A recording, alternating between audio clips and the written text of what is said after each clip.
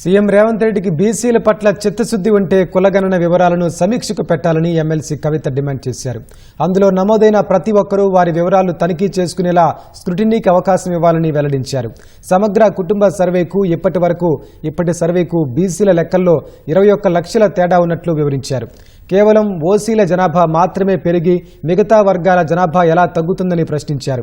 నిన్న ఆగమాగం లెక్కలు ప్రకటించి రేపు అసెంబ్లీలో ఆమోదించుకోవాలని చూస్తున్నారని మండిపడ్డారు.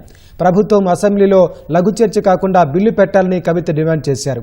కర్ణాటక, బీహార్ తరహాలోనే రాష్ట్ర బీసీలను మోసగించే యత్నాలు మానుకోవాలని హెచ్చరించారు. స్థానిక ఎన్నికలు ఆపకుండా 56.3% రిజర్వేషన్లు కల్పిస్తూనే సమగ్రమైన లెక్కలు తీయాలని కవిత ప్రభుత్వానికి సూచించారు. కాంగ్రెస్ ప్రభుత్వం ఏం చెప్తుంది? 1,15,00,000 ఇండ్లు ఉన్నాయని చెప్తున్నది.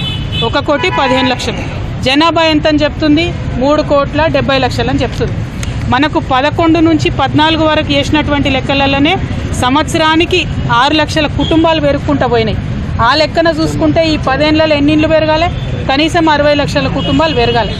మనము బీఆర్ఎస్ పార్టీలో మనము 2023 వరకు అంటే 10 సంవత్సరాల్లో ఇచ్చినటువంటి కళ్యాణ లక్ష్మి చెక్కులే, అంటే పేదవారికి ఇచ్చేటటువంటి కళ్యాణ లక్ష్మి చెక్కులే 13,78,000 ఉన్నాయి. అంటే అట్లీస్ట్ కొత్తగా 13,78,000 మంది కుటుంబాలు క్రియేట్ అయినాయి.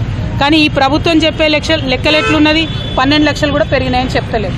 అంటే ఇది ఏ లెక్కన చూసినా కూడా, జనాభా లెక్కల ప్రాతిపదిక చూసినా, సమగ్ర కుటుంబ సర్వే ద్వారా చూసినా, కళ్యాణ లక్ష్మి చెక్కుల ద్వారా చూసినా, ఇంకొక డేటా ఉంటుంది, నేషనల్ హెల్త్ మిషన్ అనే డేటా ఉంటుంది.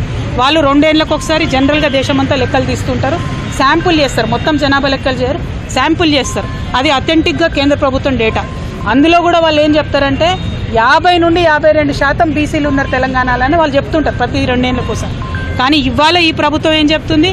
కేవలం 46.2% బీసీలు ఉన్నారని చెప్తున్నది. మరి ఇది కరెక్టా అన్నటువంటి విషయం ఒక్కసారి రేవంత్ రెడ్డి గారు గుండె మీద చేసుకొని ఆలోచన చేయాలి. మీకు నిజంగానే బీసీల పట్ల చిత్తశుద్ధి ఉంటే మీరు చేసినటువంటి ఆ జనాభా లెక్కల డేటా ఏదైతే ఉన్నదో దాన్ని మీరు రివ్యూకి పెట్టండి.